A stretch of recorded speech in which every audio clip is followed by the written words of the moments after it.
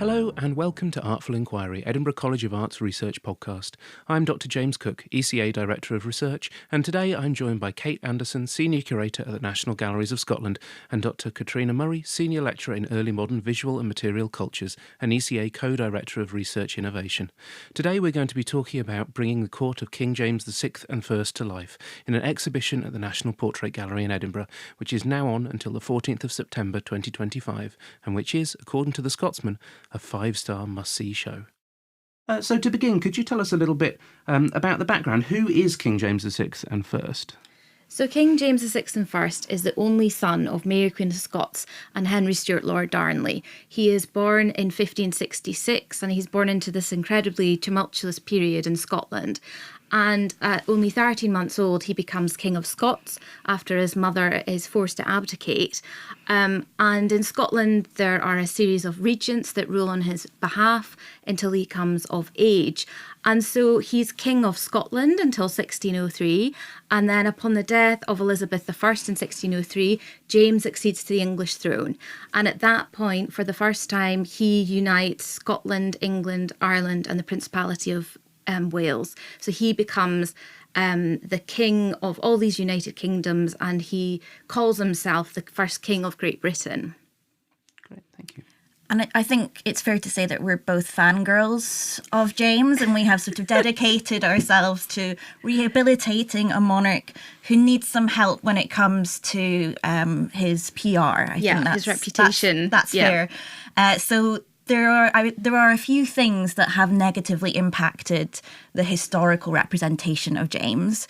And one, as Kate has already outlined, is that he is the son of Mary Queen of Scots and he is the father of Charles I. So both his mother and his son are beheaded and have these very romantic stories that have formed around them, and he's sort of stuck in the middle, lost a little bit in history. It's strange that not being beheaded is a disadvantage here. Exactly. His success has, in many ways been his downfall. Another issue is his historical reputation. After James's death, his biographies were written by highly critical, basically nonplussed courtiers who were sort of holding a grudge against this Scottish king who had brought his Scottish cronies to the English court.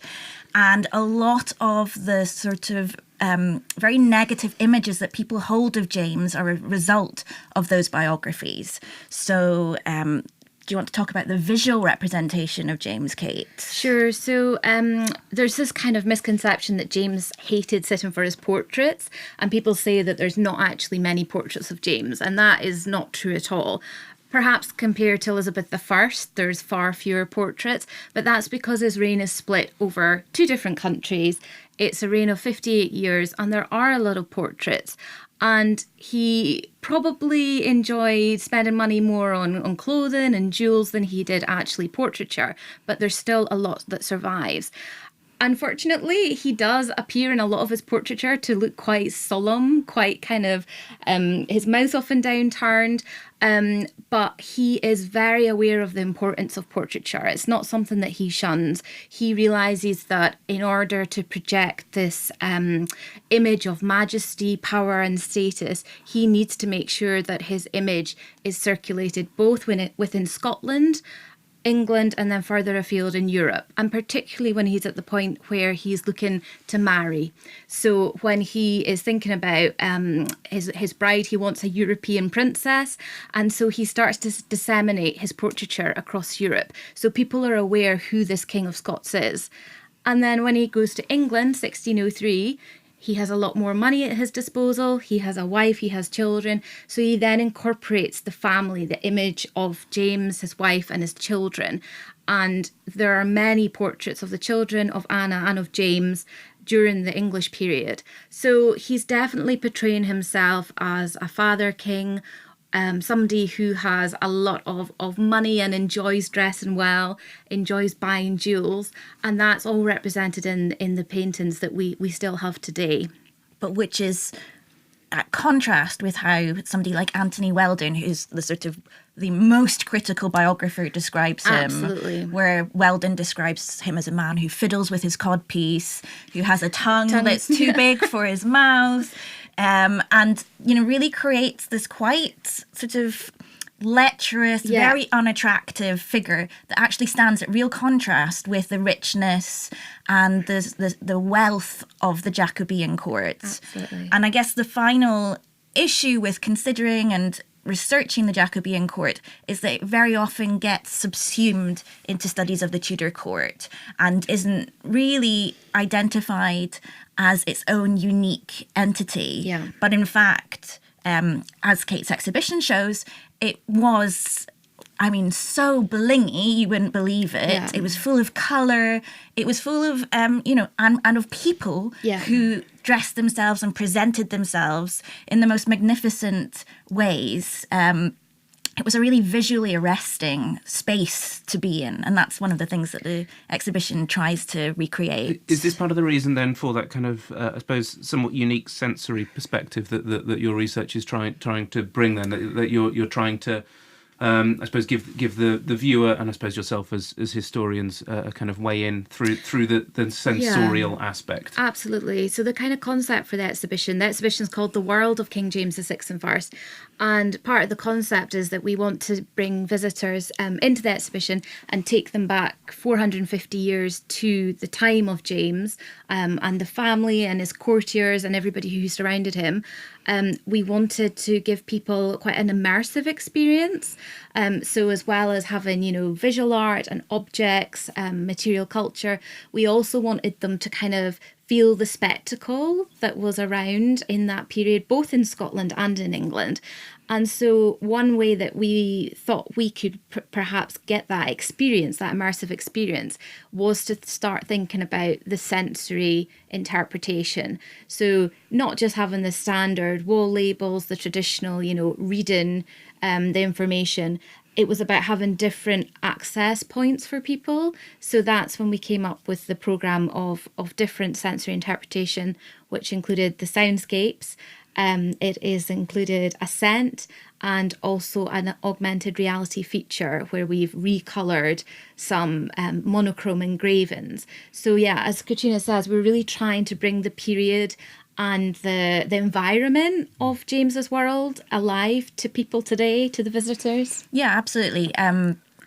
It can be really difficult to get a feel for a person, a space, a time when you're looking at objects in a glass case, when there is that sort of artificial distance created between the person and the object. And obviously we can't take the objects out and allow people to wear a miniature or to put on a waistcoat. So we were trying to think about how can we make them feel more immediate, how can we animate them, and sort of try and recreate what's been lost. Yeah. So for example, particularly I would say with those monochrome engravings, those engravings depict the arches that James processed through in 1604 when he was sort of celebrating his coronation as King of England. And the arches themselves were absolutely polychrome. They were gilded, they were decorated in azure blues, and they would have been an absolute visual spectacle that remained in parts of London for months. Yeah. And yet that's lost. So we were just trying to sort of recreate that visual richness that can often create a barrier between a modern day audience and early modern objects. Yeah, I think that's something that certainly resonates with me as a musicologist and I suppose as a historian more broadly, and that you do often lose those aspects of more ephemeral cultural heritage, sort of sound cultural heritage, smell as well. We so often visit heritage sites and they are just silent ruins. Mm-hmm.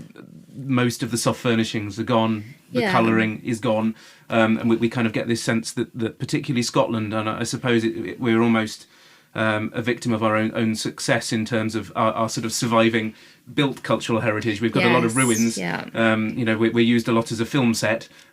People tend not to redress the ruins, so there's sort of this sense that Scotland came pre-ruined.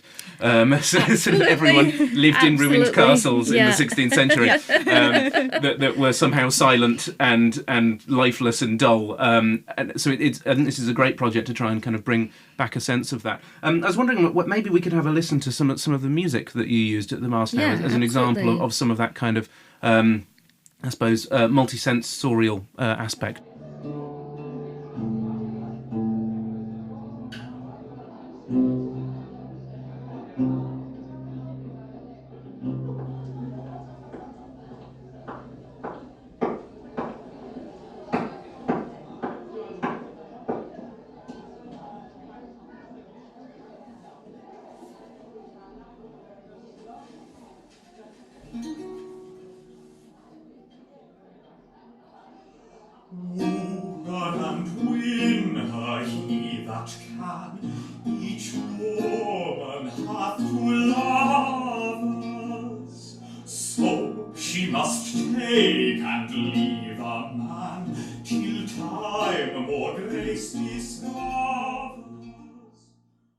Okay, what did we just listen to? That was a piece of music which is called Woo Her and Win Her, and it was performed as part of a masque by Thomas Campion in 1613 at the Palace of Whitehall in London. And it was part of the celebrations that marked a court wedding at the time. And we wanted to record an example of masque music for the exhibition because a lot of our visitors probably aren't familiar with what masques are. Masques were these amazing performances that combined music, spoken word, fantastic costumes and jewels, and they were performed at court, and they were often imbued with symbolic messaging, and those in the audience would have been very aware of what these messages were about. So the idea for the exhibition was to have a piece of masque music to give people a sense of the type of sounds and experiences that would have been happening at the Jacobean court. So really kind of emphasising the spectacle and the pageantry and performance that people maybe don't associate with that particular period. Yeah, I suppose it's nice as well to get that sense of a court performance which is participatory as well. I think people tend to conflate masques a little bit with operas and this idea that you go and you watch in the same way as that we do in sort of post-romantic performance culture. You go, you sit passively, you watch, you applaud, rather than it being something that the court is involved with. And as you say, it can be a sort of it's a political event. Absolutely. It's really nice, I think, to give the audience a sense that yes, the music is a political act very much in this period. Absolutely, and that people are involved with it, that it's a part of court power is kind of involving people in that, Definitely. which is really cool. And I think it's interesting because, particularly Anne of Denmark, James's wife, she is very passionate about masks and she performs in them, she helps compose them, she works with Inigo Jones who does the stage sets for them. So she's at the heart of that culture, and she's often not given enough credit as having a kind of political agenda, but she does so through kind of cultural pursuits like the masque. So to actually, if you can imagine nowadays seeing the king or queen performing in some kind of performance or play, we can't imagine that, but at the time it was very normal to see members of the court and the royal family actually performing in front of you, and as you say, often with these political agendas. So yeah, it's really a fascinating part of the exhibition, and great to have the sound to accompany it. Yeah, and at the end of the masque, the audience would often dance as part of the masque. So like you say, it really was truly interactive. Yeah. And even after some masques, we know that a very, very good time was had afterwards. And James definitely liked to have a good time. Yes. I think that's something that comes through in the exhibition. I think it's James often, there's a lot of misconceptions about him being a bit of a bore or quite dull or not interested in culture, but the actual opposite is true. And he loved, performance and being part of large groups and celebrations, and that was something that was really part of his world. So we felt it was really important to have that aspect within the exhibition. Great. So yeah, I suppose we've been talking a little bit about this already, but it's clear that issues around sort of space and audience and experience are really key to your research more generally, but also specifically to this exhibition. Could you talk a little bit more about why you find this approach so necessary?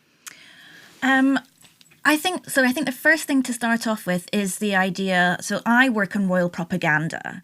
So that's the idea that monarchs are sort of persuading their subjects into loyalty and obedience. Mm-hmm. And that can often be seen as quite a one-sided dialogue, but in fact it's not at all. Mm-hmm. It's something that is deeply participatory.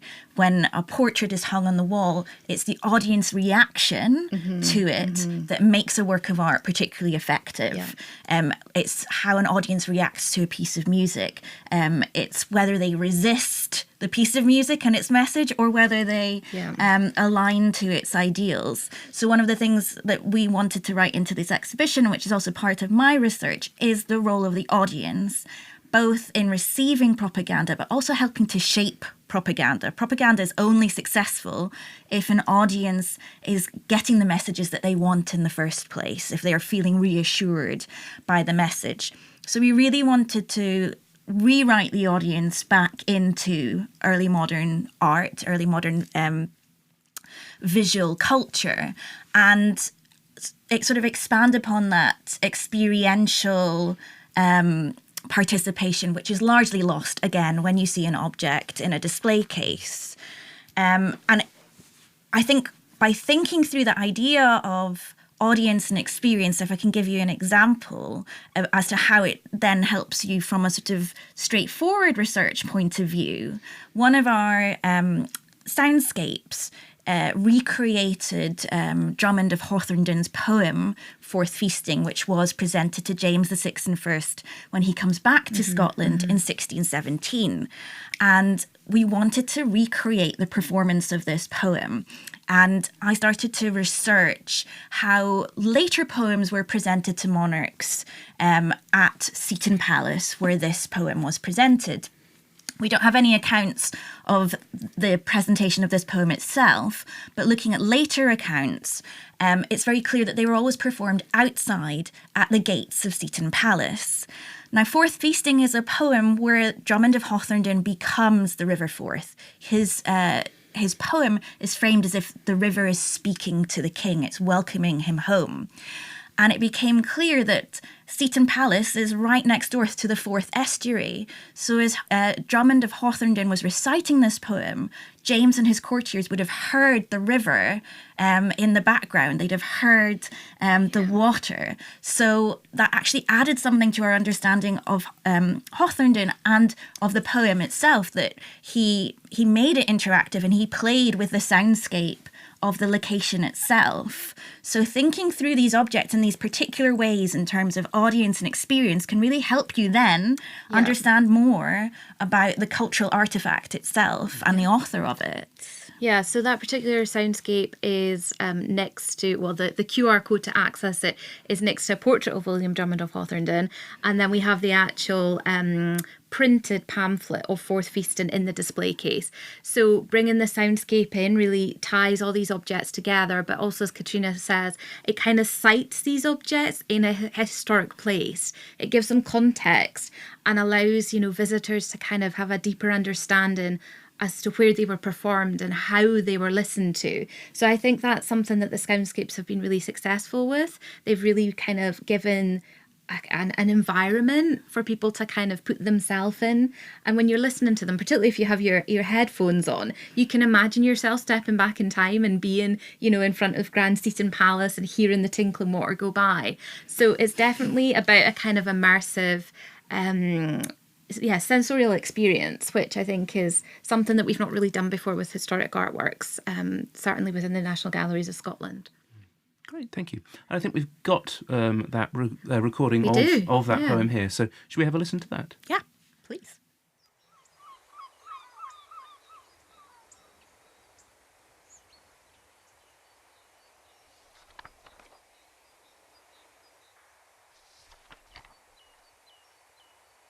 What blustering noise now interrupts my sleep? What echoing shouts thus cleave my crystal deep, and call thee hence from out my watery court? What melody, what sounds of joy and sport be these, here hurled from every neighbour spring? With what loud rumours do the mountains ring, which in unusual pomp on tiptoes stand, and full of wonder overlook the land? Whence come these glittering throngs, these meteors bright? Right, yeah, so I think you really do get a sense there of the kind of broader soundscape. And I think that's a really important approach, I think. I suppose it's one that I suppose more of us are starting to explore. I suppose the traditional way of recording music or poetry is sort of complete silence, the sort of best seat in the house acoustic, with an idea that sort of focuses your attention purely on the poem itself or the music itself, if you kind of believe in such terms, without that sense of the kind of broader soundscape, the acoustic and the other things. But what you are, of course, missing there is a sense of the original context of the performance, which you very, very vividly do get there, with the kind of seabirds and the sounds of the river and various things like that. So yeah, I think it really does help, and I suppose it does get to what you're saying, that kind of embodied experience, it does help you to imagine yourself there in your mind's eye or your mind's ear, I suppose. Absolutely. And I think, we've already kind of mentioned this, but just activating the objects and bringing the kind of period to life, which I think a lot of people have found quite tricky. We did some good audience research before the exhibition happened, and we asked members of the public, a cross-section, different demographics, about the theme of the exhibition, the period and the types of objects and artworks. And resoundingly, the feedback was quite negative, which I was quite surprised by. People thought it was a dull subject. It was boring. They weren't necessarily interested in James, or they had preconceived ideas about him, that he was a horrible man, that, all they knew that he had created the retranslation of the Bible and burned witches. These were the types of comments we were getting back.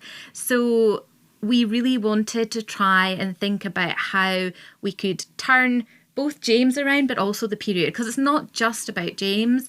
It's about the people who surrounded him, the people that influenced him, and particularly about the performers and the cultural activity that was flourishing in Scotland and England at this time. So it was really interesting to try and think about ways to turn those kind of misconceptions round and really highlight James, his achievements, his reign, which is 58 years long. It's a huge reign, and of course there's dark periods and dark incidents in that reign, but there's also some amazing achievements and some wonderful objects and artworks to come out of that period. And it feels like people have been surprised. And certainly the comments, I don't think we've had any dull or boring comments this far. People have been really quite kind of taken aback by the objects that do survive and how beautiful and how well made they are. And I think we kind of go back to what you were saying, James, about, particularly in Scotland, we often see in TV and film, these ruined castles where people are living, but they're not dressed. The sets aren't there. So, you're not seeing the types of artworks and objects that were being produced in this period, which were highly skilled. There was highly skilled artists and artisans working in Scotland. So it was really important to try and readdress some of those kind of negative statements. And certainly the soundscapes have helped address that. We also created a bespoke scent for the exhibition, and that was another route to try and get people to kind of engage with some of the objects that they might not be as familiar with, or they might not have a kind of understanding of early modern smell, scent. I don't know if you want to talk a bit about the process behind that. I think the scent in particular has been really interesting because the augmented reality and the soundscapes are accessed digitally through people's phones, whereas the scent is analogue. There is no barrier to participating with the scent, and as a result, it's really captured the imagination. Absolutely, and it's had a very immediate impact on audiences. And the reason that we decided to incorporate scent is, well, it all started essentially with a document. It did, yep. There is a manuscript in the University Special Collections, which is an account of an apothecary to Prince Charles, who was James's elder, only surviving son at that moment in time in 1619. And it lists the scents, the potions, the mixtures, the tinctures that were being commissioned for the court and for different spaces of the court. So during this period, while you might perfume the body, you would also perfume clothing because it wasn't washed as frequently as it would be today. And you would perfume spaces. So you'd perfume drapes, textiles, furniture. So the court itself would have actually been quite a pungent and not unpleasant place to be. So we decided that we'd like to work with a historic perfumer, Clare Wheel, to not necessarily recreate the scents in the apothecary list because there wasn't enough information for us to just follow a recipe, but to try and interpret and create a scent that was inspired by the sort of olfactory experience of the Stuart court. And I really like it. Yeah, I think certainly we do at the moment we do post-visit surveys via email to those who have signed up for their tickets, and the scent has been the thing that's come back as the kind of standout part of the exhibition. And it's interesting, as Catriona said about the digital, there is definitely a barrier still for people accessing digital when they're using their own devices, whether it's through, a website link or a QR code in these examples. But the scent is in a Perspex box. It is applied to a tablet in the box. So you literally open the box and you put your nose in and you smell it. So it's very much participatory, so you don't have to smell it if you don't want to. That's something that we made a conscious decision about. So we thought about whether to kind of scent the space like it would have been scented back in James's day. But obviously, because people have a lot of kind of different preferences, we took into account people that were perhaps sensitive to scent. So it's contained, so you don't have to smell it in the exhibition, but if you want to, it's there. And it gets refreshed every 2 days, so it's a true fragrance that you're getting. And yeah, I think connecting the historic manuscript, which, we've done a little bit of research on, and then having this, physical sensory experience for the public, they have just really enjoyed that, and it's really, again, brought the period to life, which is what the intention of the project was. So again, a first for the National Galleries of Scotland to have a scent in an exhibition. And interestingly, lots of people have said that it smells like grannies. That's been the general response. There's definitely quite a floral smell, quite a kind of potpourri. Yes, potpourri. It's heady. Yeah. It's got rose in it. It's got lemon, clove. Yeah. It's also got less sort of contemporary things like musk and civet, so it's quite a heavy scent. It is quite heavy, yeah. But it is a bit different. It's not what you're going to squish on your neck every morning. It's not, although people have asked if we sell it in the shop. So there is some desire for it. So that's interesting as well. An interesting income stream to open up. And that's a really interesting thing. I mean, a lot of research which shows that smell is the faculty of sense that's most connected with memory. And I suppose we think of memory as a sort of, history as a kind of idea of it being cultural memory. So I think there's an interesting connection there which helps. I was interested that you do kind of keep it in a box. I mean, it's one of those things that's always been an issue for me, sort of whenever I'm involved in curation as a sound historian. Is I have issues with this in that like with smell, the thing that I curate permeates spaces quite to a degree. And there's always this worry about noise pollution in the same way as you would have, I suppose, with sort of smell pollution. Scent pollution, So I was really interested. I was thinking, oh, wow, so you did allow the smell throughout the space. That's interesting. Because, I remember sort of, I was involved in sort of an early version of this with some of the soundscapes, and I remember discussions about whether there would be soundscapes that spread throughout more broadly, and there was always that worry of, well, okay, but that's not only going to drive people that are working there up the wall, having to listen to Fourth Feasting on a loop for 6 months, but you want people to be able to engage in the way that they want to.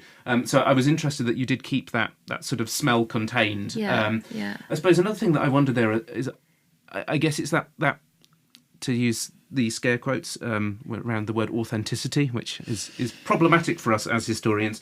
But we were talking a bit about how in bringing in a more accurate soundscape, in kind of bringing in the noise pollution that is contaminating the music performance, what you've given for your scent there is a clean scent. Part of the reason that they are making a very nice scent is the fact that people aren't bathing as frequently. Yes. So was there any idea of, we're going to make our nice smell and we're also going to put some filth in there to kind of cover that up? Create a stench at any point? I don't know if we ever did talk about a stench. I think we had a look online. There's a website where you can actually buy small bottles of kind of museum historic scents. Yeah. So we did think about that, but we felt that it was really important that this was linked to an object and that the research was there, that it was embedded. And then the opportunity to collaborate with this contemporary scent designer, Clara, I think was something that we really wanted to embrace because she has a huge amount of knowledge. And she is also going to be working with us with the public to do events so she can talk through her process. So I think that's really interesting to engage not only academics in a, curating an exhibition, but also other practitioners that are, research based. Clara is doing research. She looked at contemporary perfume manuals to see what scents were kind of around at the time. So her work is very much, it starts from a research basis and then she develops it. So yeah, I can't remember us ever saying to her we want something stinky. I think if we look at ourselves also, if we reflect, we didn't want anybody to think that James was a stinky man. That's that's perhaps what his reputation to many people still is. Get away from that perception. Yeah. And the fragrance, the objects that were sort of most closely linked to the fragrance, there's a beautiful embroidered waistcoat, there's a pair of gloves. Yeah. So we were thinking about how objects of clothing were scented. But now I'm thinking about it, I'm kind of, maybe we should have had a little bit of body odour in the exhibition space. A bad smell and a good smell, yeah. I think another part of it was thinking about all the individuals that were working at court as well. So this 1619 account, it is the apothecary that was working for Prince Charles. And just to kind of illustrate to people that the court was full of people who were working in different trades, in different skills. There was tailors, there was apothecaries, there were, grooms.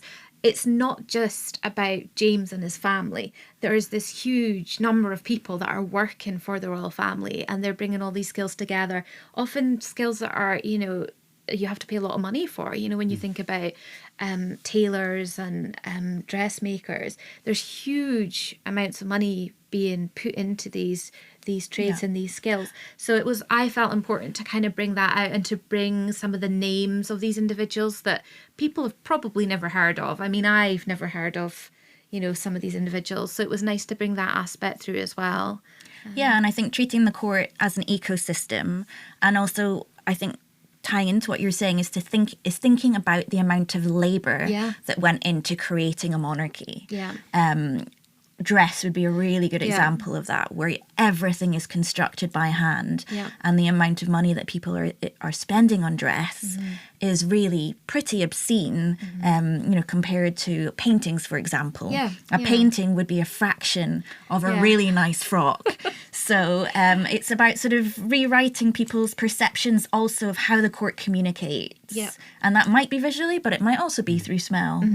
And how much they invest in their appearance and their, identity. It's aura as well. It's an aura, absolutely. So huge amounts of money are going into this. Yeah, I suppose we're somewhat skewed by what survives, of course. Absolutely, A lot of the objects that we have that survive, they survive not necessarily because they cost the most or were the most important thing, but just because of the materiality of the object now.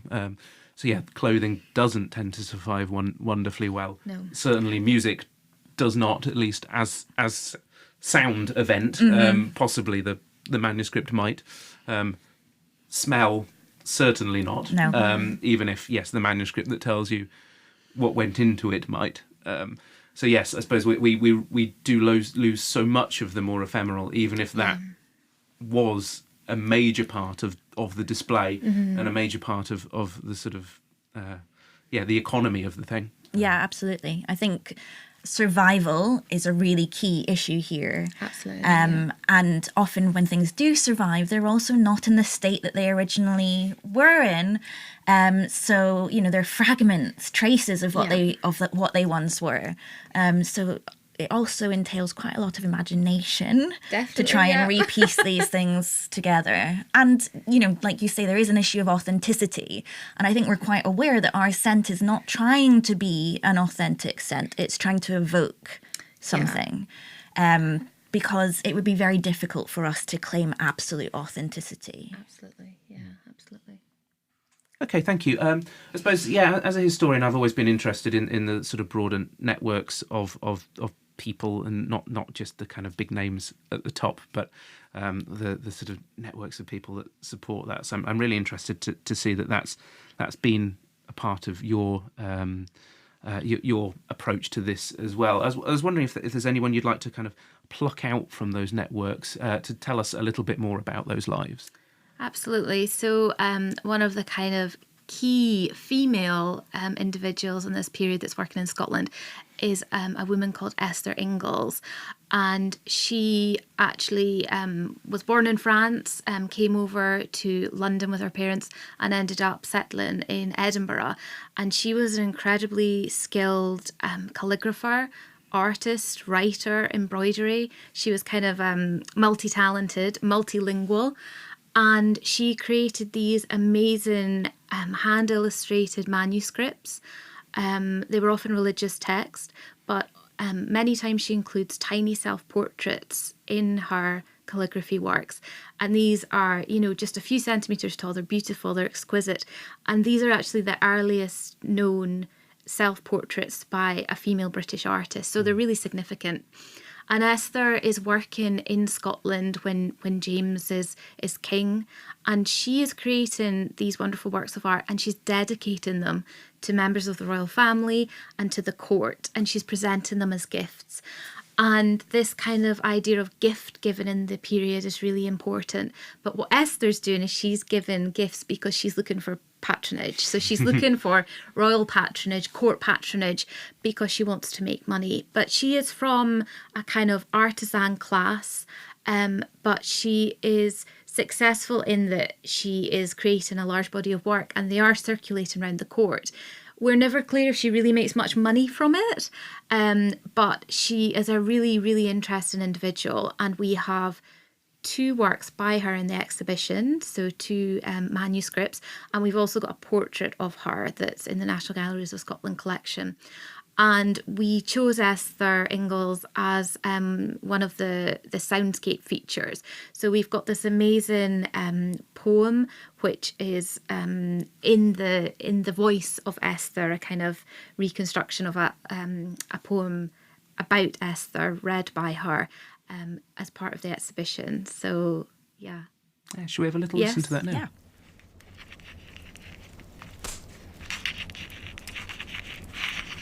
Sonnet to the only paragon and matchless mistress o' the Gowden pen, Esther Ingalls. Some, when wi' conquering airm and valiant enterprise, they daunted hae the pride o' heath and gallant hearts, wi' mighty monuments raised up in mony parts, the all-consuming force o' wasting time defies.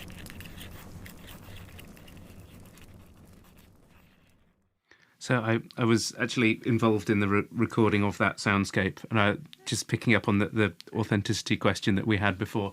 I remember we were desperate to have the sound of her writing, and surprisingly using a quill on parchment is relatively quiet, and lacked what we really wanted in terms of the impact. So I think what we ended up recording in the air was a harpsichord quill of various different thicknesses on sandpaper. I remember that. which was so not the most authentic of things there, but I suppose what we needed to do in terms of Foley to get soundscape there. It was a slightly strange day, wasn't it? It was very interesting. It was a real insight into how historical sounds are recorded. Yes, we lie. But yeah, no, it was lovely to hear that, and I think really good to sort of, I suppose, humanise a historical figure there and give us kind of a bit more of an insight into someone who, I suppose, is often very unfairly overlooked. I think so. And I think particularly with Esther, because she is a female, her work is often kind of dismissed as just like almost hobby, kind of like something she'd be doing in her spare time. But she was really, really skilled, and she did pen her own work. You know, she created writing herself, so she deserves the spotlight that we've given her in the exhibition. The soundscape's quite evocative of her sitting working at her desk, and I hope that it takes visitors back to her workshop. Absolutely. I was wondering if you could tell us a little bit about your partnership, I suppose. So you've worked together for a while now. I suppose you could talk a little bit about how you met, and what you get from that partnership. Yeah, I think so. One of the things that I think about us is that it didn't happen immediately. It has been like forming a relationship. It's been a slow burner. So we think that we first met in 2017. Yeah.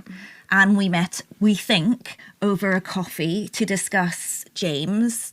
I've worked a lot on James with my previous book project, thinking about James's use of family. Yeah. And you had this emerging idea that it was time to have an exhibition on James. And we almost got there in 2020. The first iteration of this exhibition was supposed to open in June? June 2020. Yeah. And a little thing called COVID came along, and we were pretty much ready to roll. Yeah. And the exhibition was cancelled due to COVID, which is in keeping with James because his entry into London was cancelled due to the plague. So there's historical resonance there. And then we were sort of despondent for a long time, not knowing what would happen. And when was James resurrected, as it were? I think probably around 2022, 23, we started to get hints that it might be an exhibition that was going to come back. So, as Catriona said, we were a far way along the planning lines with the original exhibition in 2020. And, it had a break, and then we decided that 2025 was a good point because it was the 400-year anniversary of James's death. So we do like an anniversary at the National Galleries of Scotland. We like something that we can hook into. We've been working together for quite a while, nearly 10 years now. And I think particularly when it comes to historic exhibitions that have like a particular figure at the heart, so in this case James, you need to have the academic rigor embedded in the exhibition. So from the very outset of that process of me planning the exhibition, I wanted to have a kind of group of academic colleagues that I could go to kind of speak through my ideas, but also make sure that I knew what was going on in terms of research on James VI and I, because there's a fair number of people who are doing some really serious research on him and trying to reposition him, re-examine him. So I felt it was really important that I was able to make links with those people. And it just happened with Catriona working in Edinburgh, and we're roughly the same age and share quite a lot of interests. So I think that's where it really has kind of developed from, and I think the way that we think is very complementary to each other. Yes. What I get from working with Kate is an opportunity to be more creative than I necessarily would be if I'm writing a book. Yeah. I get to have fun. That's one of the things I get to do. Writing books is fun. It can be fun, yes. But I get to interact with objects. I get to be around the things that really matter to me, the paintings, the books. That direct experience. Hands-on experience, absolutely. And I get to think about how history is presented to a wider audience, so I'm not just navel-gazing the whole time. And I think, I would be fudging it if I said it wasn't stressful pulling together this sensory element to the exhibition. But it was also really fun to think about and solve those problems about how do we bring different aspects of the court to life. And so working together allows me to do something that I wouldn't be able to do sitting in my office. And yeah, I guess together we're very passionate about making other people passionate about the Stuart period. I think we definitely have that shared love of the period and of making it accessible to the public. Seeing people also enjoy it and be intrigued by it. I think that's something that we share. In terms of what I get from Catriona, I feel that, I started off having an interest in James, but not necessarily having much kind of academic or research basis, So I feel like you've really honed that with me and kind of given me a bit more confidence to kind of publish and, become involved in, more academic projects that I probably wouldn't have touched because I felt a bit inexperienced or, just lacked confidence. So that's been really brilliant because sometimes when you work within a fairly large organisation, but you have a specialism, you can become a bit siloed. And as much as my colleagues at the galleries are very supportive and interested, and we do talk about it, to have your peers that you can, share research with and go on trips with. We've travelled a lot together. I think that's so valuable. And I love that we've been able to forge that relationship between, a national gallery and a university, and to continue that relationship. It's not just been project based, which is sometimes what happens with these things. Yeah. It's been partly project based, then just, continued right through, and we've developed that relationship for a good number of years. So yeah, I really value it. Yeah. I got a bit teary when I saw the exhibition for the first time as well. So that tells you something. Yeah. Great, thank you. I suppose the last thing I wanted to end on is sort of, have you got a sense of how visitors have responded? So I think you've spoken a little bit about, I suppose, the challenges that visitors faced with dealing with this period and the figures before. Yeah.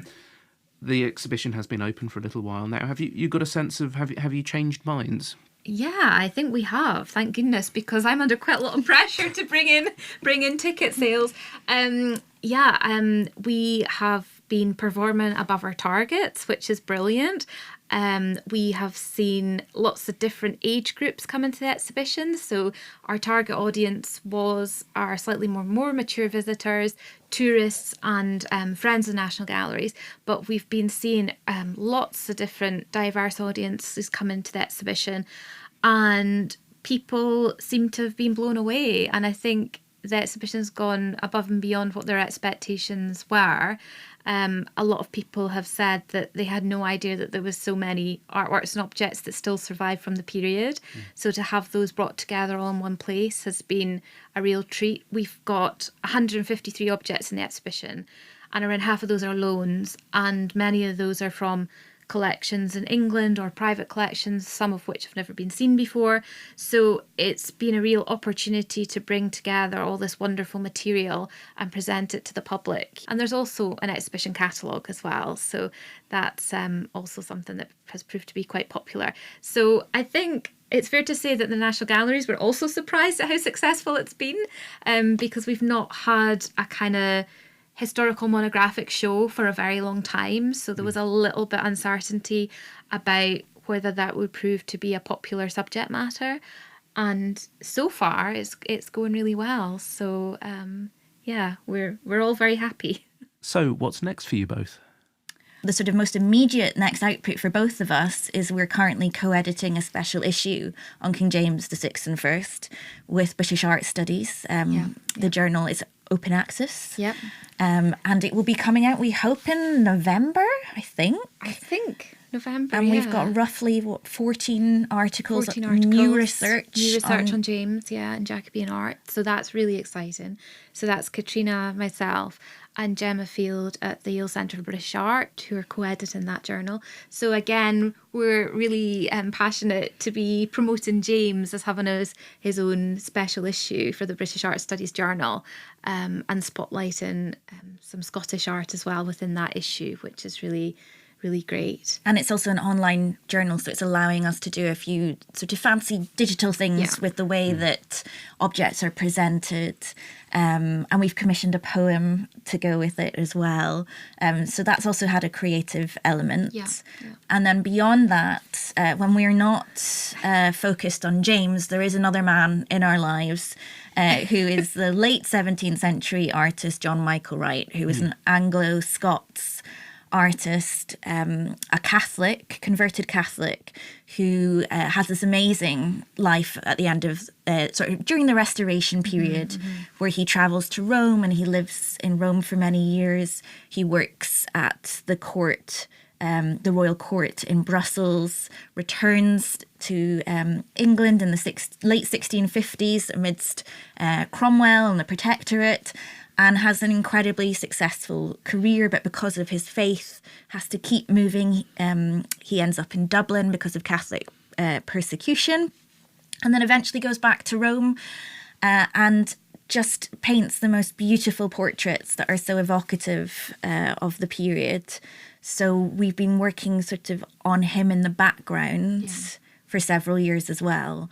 But I think we're hoping that at some point we might be able to have an exhibition on this sort of unsung hero. We like unsung heroes, don't we? We like unsung heroes and those who haven't had the spotlight. So, that's the next man on our list that we're going to be promoting. So, still working in partnership. Yeah. Great. Thank you. You can find more information about the research project in this episode in the show notes or on our website www.eca.ed.ac.uk/research. If you've enjoyed this episode of Artful Inquiry, please hit the subscribe button now to be notified of new episodes, and, of course, do share the podcast with people who you think would enjoy it. It just remains for me to thank our guests this week, Kate Anderson and Dr. Catriona Murray, and of course you, our listeners. Next time we'll be talking about creativity, authenticity and AI.